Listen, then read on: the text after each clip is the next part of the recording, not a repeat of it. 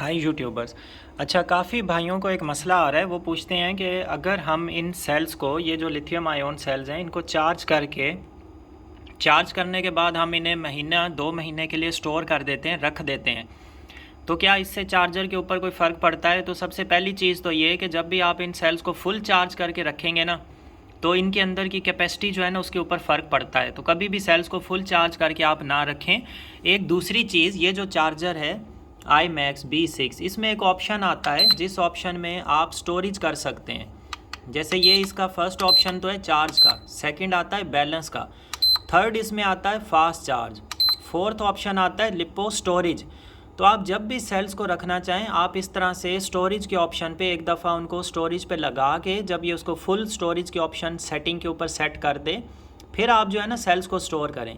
क्योंकि स्टोरेज का ये ऑप्शन ऐसा होता है, ये सेल्स को नॉमिनल वोल्टेज पे आके सेट कर देता है, ना लो में ना हाई चार्ज में।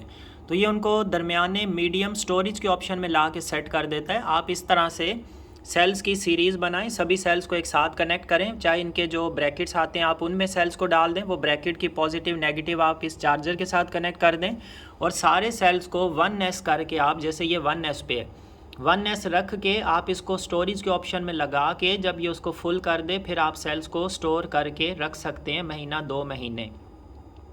इसके बाद कुछ भाइयों ने पूछा है कि क्या सेल्स के जो वोल्टेज ड्रॉप होते हैं, क्या वो सेल्स के लिए सही है? तो मैंने पहले भी ये चीज़ें डिस्कस की हैं वीडियोस में। आप वीडियोस को प्लीज़ पूरा सुना करें, देखा करें, आपको काफ़ी सारी चीज़ों के बारे में नॉलेज मिलेगा। मैं फिर से रिपीट कर रहा हूँ इसी चीज़ को कि जिन सेल्स को आप फुल चार्ज करके रखते हैं, इसके लिए एक एवरेज टाइम होता है तकरीबन 1 मंथ। आप 1 मंथ के लिए सेल्स को रखें। 1 मंथ के अगर अंदर इन सेल्स के वोल्टेज ड्रॉप नहीं होते, जैसे सेल फुल चार्ज होता है 4.2 वोल्ट पे, अगर 1 मंथ के बाद आप इनके वापस वोल्टेज चेक करें, अगर 4.2 वोल्ट से कम हो के 4.15 तक आ जाएं तो भी सेल ठीक है।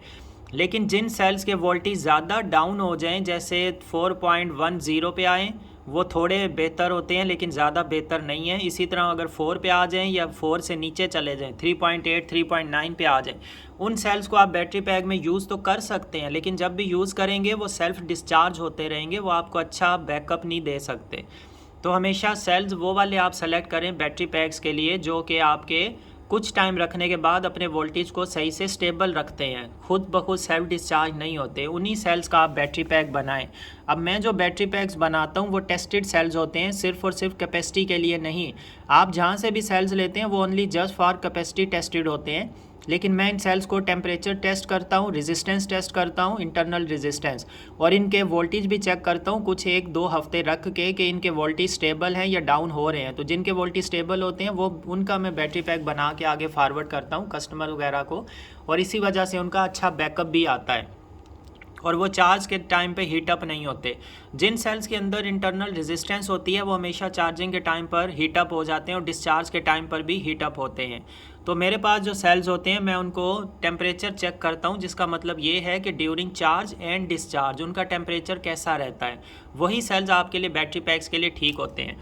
तो इन सेल्स को आप स्टोर करने लगें तो आप इसको स्टोरेज के ऑप्शन पे करके एक दफ़ा इसको फुल करके, फिर आप जब ये कंप्लीट दे दे कि अभी सेटअप कंप्लीट हो चुका है, देन जो है ना आप इनको स्टोर करें। और ज़रूरी नहीं सिर्फ आप एक सेल को करें, आप तकरीबन 100 सेल्स को स्टोरेज पे लगाना चाह रहे हैं, आप वो जो ब्रैकेट्स आती हैं, सिंगल सेल डलता है या 2-2 3-3, आप उनकी ब्रैकेट्स बना के एक लंबी रो बना लें, उसमें आप सारे सेल्स लगा दें, उसकी पॉजिटिव नेगेटिव इस चार्जर के साथ लगाएं।